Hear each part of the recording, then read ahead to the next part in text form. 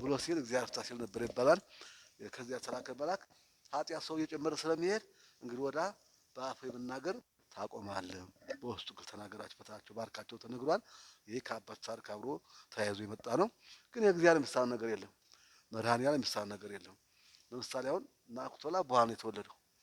የብርሃነ ክርስቶስ እንግዳ ቄስ ሆኖ ክርስትና መጽሐፍ ደግሞ አንስቷል እና እግዚአብሔር ቃል አይታበልም፣ ትክክለኛ ነው። አሁንም በቃሉ ይናገር ነበረ።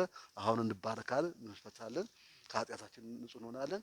እንግዲህ እንደ ቃሉ ደርገን ይሁንና አምላካችን ፍቀድልን ገብተን እንጸልያለን ማለት ነው። ከዛ ወደ አስነር ደግሞ በነ ክርስቶስ ይባላል።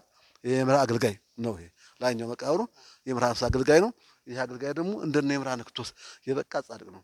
ከዚህ ቦታ ላይ አጋንንት ገለውበት ነው ታሪኩ ነው። አጋንንት ይባላል በጸሎት ነው።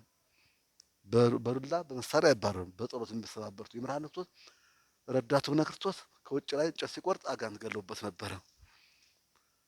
ከዛ ሲገሉበት ረዳቱን ወደ እግዚአብሔር ጸልዩዋል። ቅዱስ ጴጥሮስና ቅዱስ ሩፋኤል ከዚህ ቦታ ወረዱ፣ ቃል ኪዳን ገቡ። ታቦታቸው እዚህ ቦታ እንዲቀመጥ የመጀመሪያ ሆኖ ቃል ገቡ።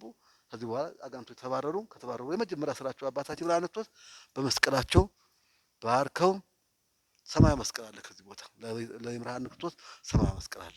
ለላሊበላ አፍራ ገባም ቤተ መድኃኒዓለም አለ። ለብርሃነ ደግሞ እዚህ ሰማያዊ መስቀል አለ። ያን ወርቅ ይመስላል፣ የብር ይመስላል።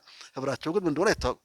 የእግዚአብሔር እጅ ያለበት ስለሆነ በዚያ መስቀል ባርከው ከሙት አስነስተዋል። ሲገቡ እዚህ ሙት አስነስተው የገቡት እና ይሄ ረዳታቸው ከሙት ተነስቶ አብሮ ከህንጻው ረዳት የነበሩ ክርስቶስ ብለው ይባላሉ። ወደዛኛው ቅድስት ሕዝባ የብርሃን ባልተቤት ሚስት አላቸው። ግን እንደ ጴጥሮስ በድንግልና በንጽህና ሆነው እግዚአብሔርን በጾም በጸሎት ተወሰኑ እያገለገሉ የዚህን ዓለም ሊፈጽሙ ሳይሆን ወደ መንግስተ ሰማያት ሙሽራ እንዲሆኑ እግዚአብሔር እንግዲህ ባርኳቸዋል።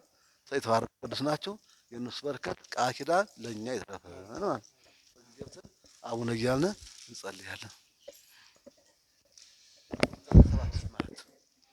ስንገባ ኤረር፣ ኢዮር፣ ራማ፣ ኢየሩሳሌም፣ ሰማያዊ ዱር፣ መንበረ መንግስት ይባላሉ። አባታችን ብርሃነ ክርስቶስ ሰባቱ ሰማያትን በሕይወተ ሥጋ በየቀኑ ይመላለሱ ነበረ እና ሩፋኤል እየመራ ይወስዳቸው ነበረ። እንዲሰሩ የተፈቀደላቸው መንግስት ሰማያት በሰባቱ ሰማያት እንዲሰሩ ተፈቅዶላቸዋል። ስናየው አሁን የበለጠ ነው። ስገባ ደግሞ እንዴት ተሰራ የሚለው ከአእምሮ በላይ ነው። ውስጥ ላይ ስንገባ ደግሞ መንግስተ ሰማያትን እንጎበኛለን።